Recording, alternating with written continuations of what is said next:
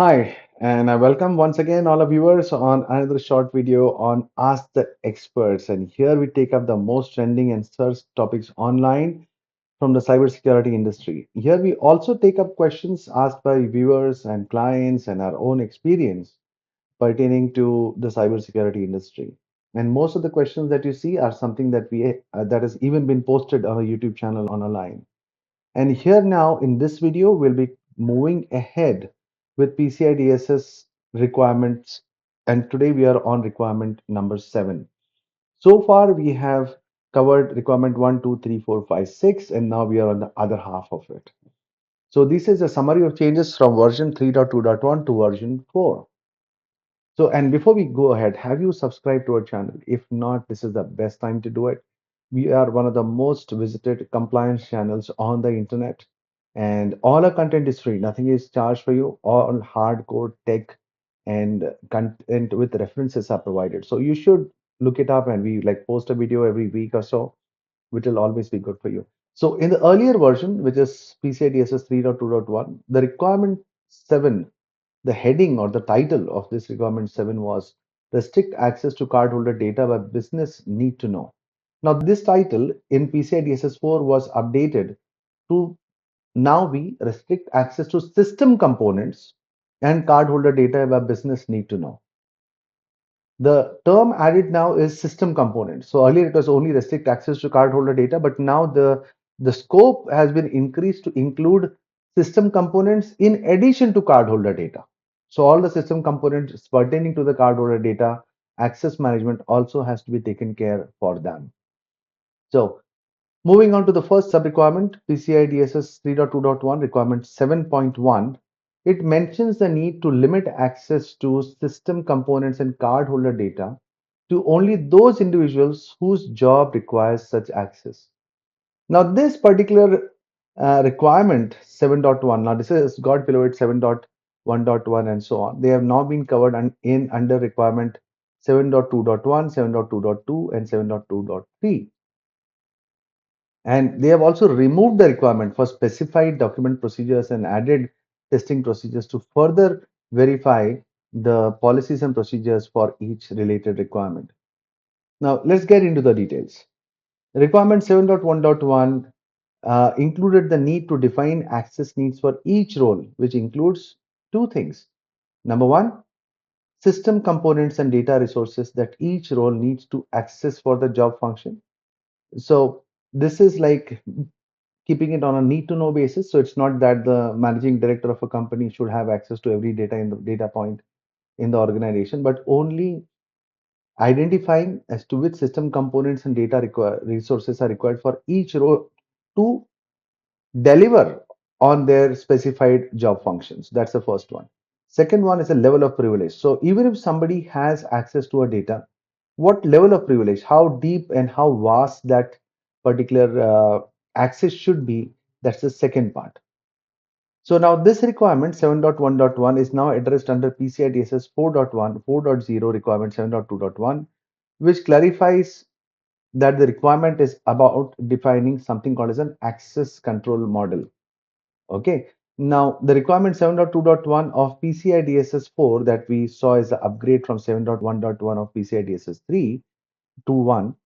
It speaks about an access control model to be defined and include granting access based on three reasons.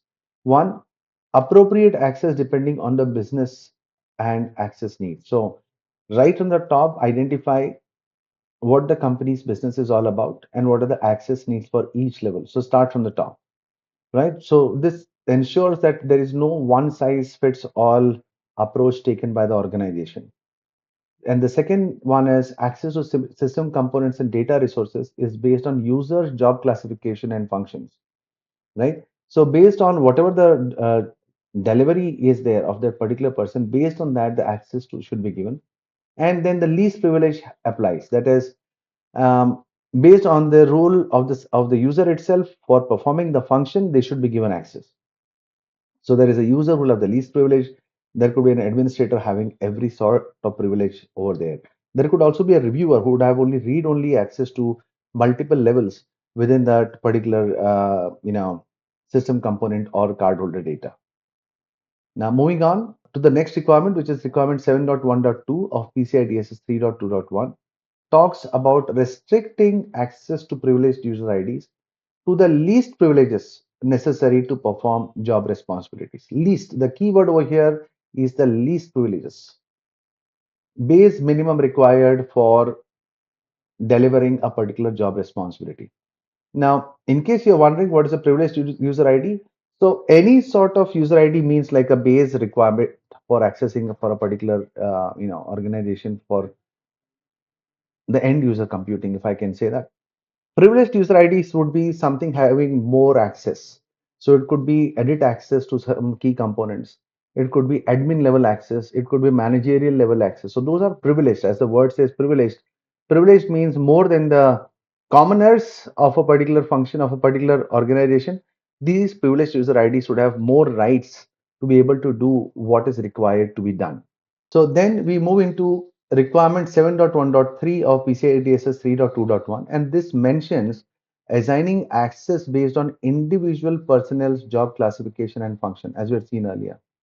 Now, both these requirements, 7.1.2 and 7.1.3, have been combined into 7.2.1.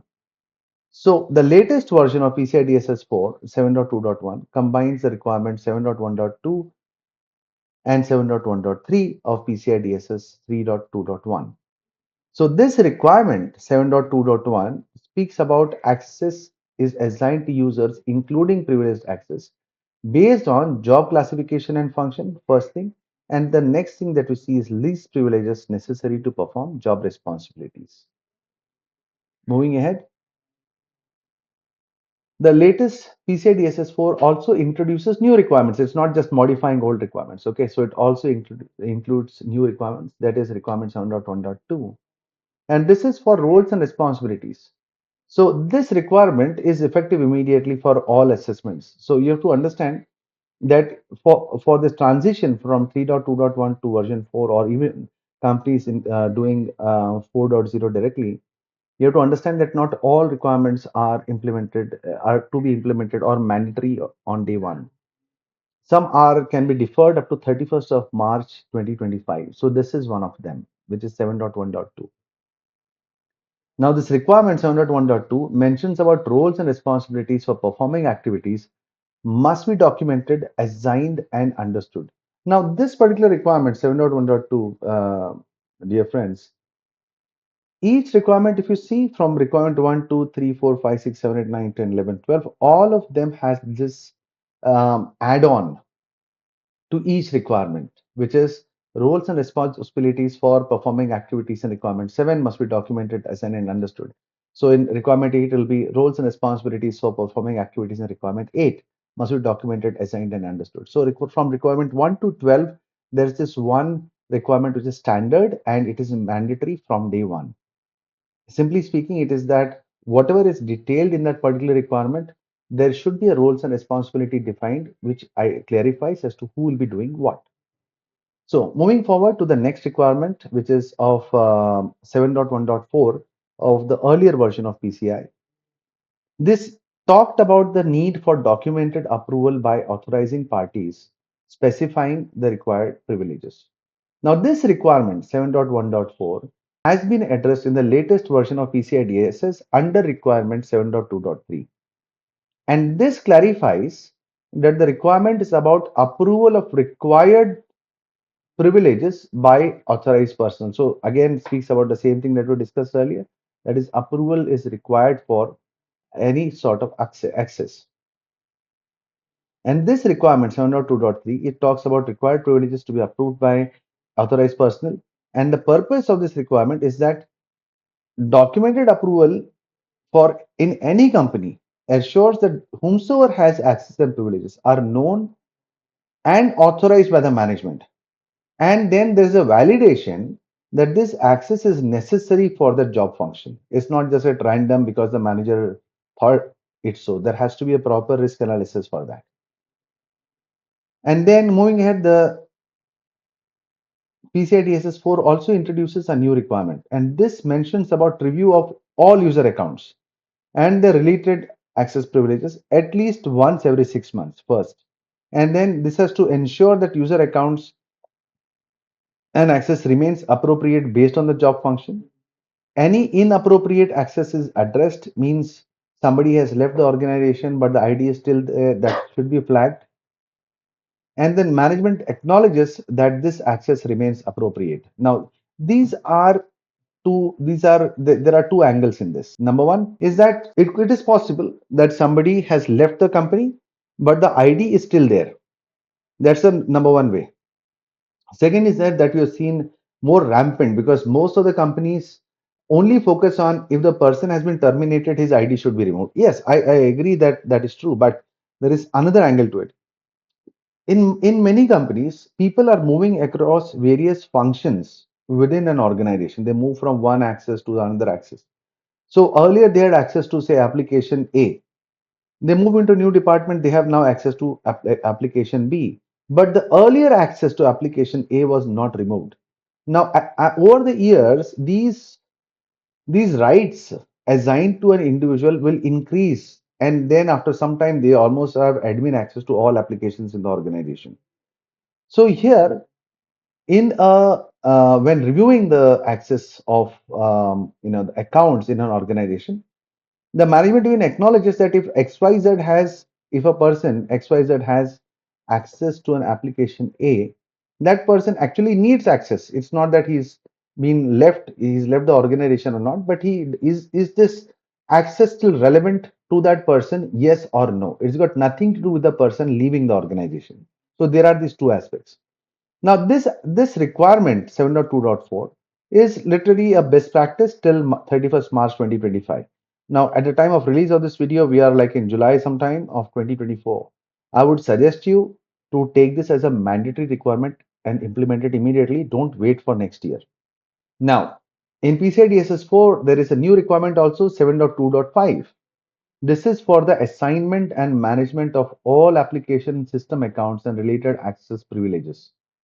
So this has to be done on the basis of two things. Number one, based on the least privileges necessary for the operability of the system or the application, and then access is limited to systems, applications, and processes that specifically require their use and not otherwise.